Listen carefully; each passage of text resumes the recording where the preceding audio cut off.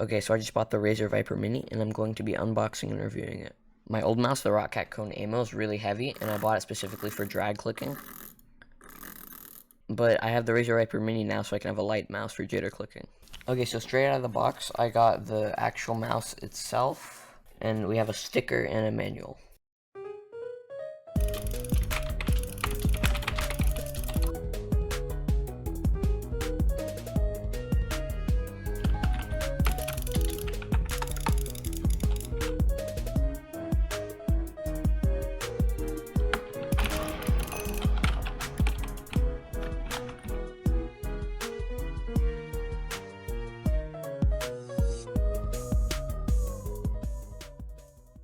Whenever I first got the Razer Viper Mini, my first impressions with this mouse were just incredible. Right out of the box, the first things I noticed with this mouse were its weight and its shape.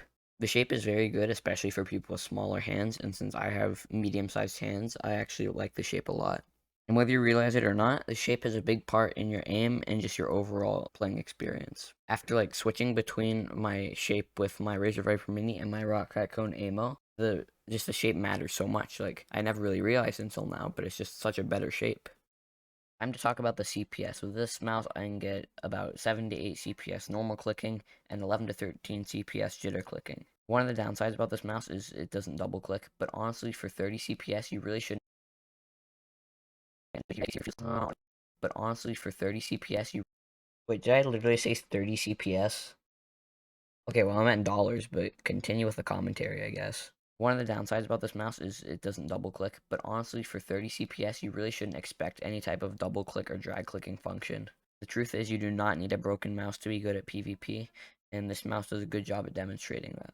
For drag clicking, again, the mouse doesn't double click, so you won't be able to get any type of drag clicking function out of this mouse. And I'm going to give you a sound test of all the clicking methods, so yeah, here we go.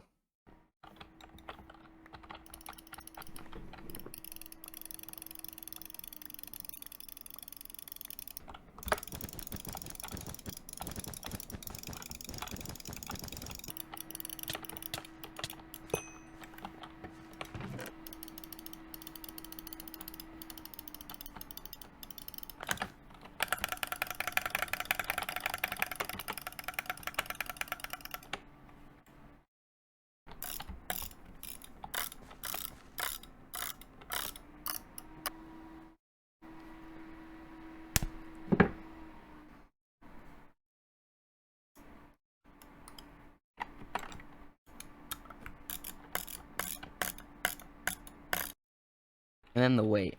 My old mouse, since it was really good for drag and butterfly clicking, it's actually a lot heavier. But the Razer Viper Mini, if I remember correctly, it weighs about the same as the Model O. So going from a really heavy mouse to a light mouse, it actually makes a really big difference. If you like light mice, then you will really like this mouse. And generally, having a light mouse can actually help a lot with your aim. And next up, the clicks. The clicks feel really, really light and high quality, which is good, because you have to put in less effort to click, in turn giving you more CPS. The clicks have about an average amount of pre-travel, and if you don't know what that is, it's how much you have to push down the mouse button for it to actually register a click. And the reason why the bloody A60 can actually quad click is because it has a lot of pre-travel, and it creates more of a bouncing effect in the mouse, therefore you can register more clicks.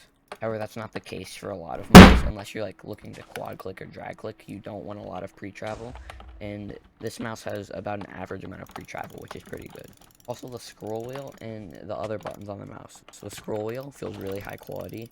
Turns out my old mouse, the ROCCAT Kone AIMO, actually came with a broken scroll wheel, which is really annoying and bad, which is another reason why I bought this mouse. And if you don't know what I mean by a broken scroll wheel, it basically means sometimes if you're scrolling up, it can spaz out and scroll down a little, making it really annoying to scroll up and down through chat. There's one button in the middle of the mouse which adjusts the DPI, and there's two buttons on the side of the mouse. One thing I've noticed with mice is the side buttons can be really important. Sometimes whenever you're PvPing, you can accidentally press the side buttons, and that can cause a lot of problems. On my old mouse, I would be butterfly clicking sometimes, and I would accidentally hit one of my side buttons, and it would actually turn me into Optifine Zoom, which would be really, really bad because I couldn't aim. Also, the kickstands on this mouse are really good, and it glides very well along my mouse pad, which is always something you want to see.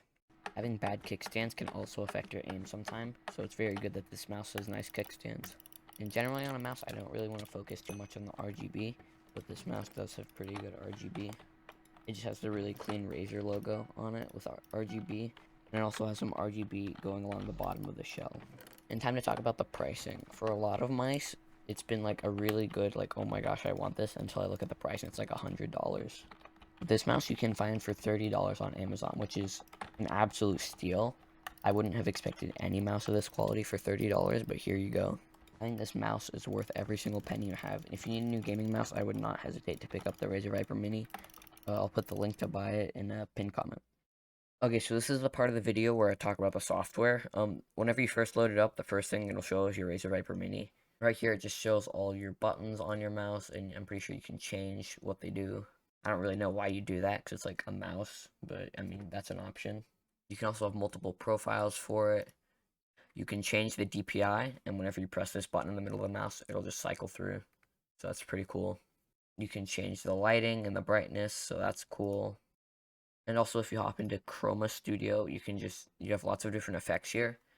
Generally, whenever I get a mouse, I don't really want to focus on the RGB too much, because that's not really that important for it. But you can change the RGB, that is an option. And yeah, that's basically everything important in the software. I mean, overall, if you're looking for a budget mouse for jitter clicking, or even normal or butterfly clicking, I think this mouse is very good.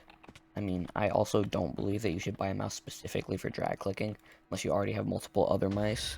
However, again, if you do want a jitter click, or just normal or butterfly click, then this mouse is very good for its price range. One of the only setbacks I can see with this mouse is that it can't double click, and you won't be able to get the 20 CPS butterfly. But honestly, for $30, you shouldn't expect that. You do not need a broken mouse to be good at PvP. And overall, I think this mouse is worth every single penny. So yeah, that'll be it for the video. Thanks for watching, and I hope you have a good day.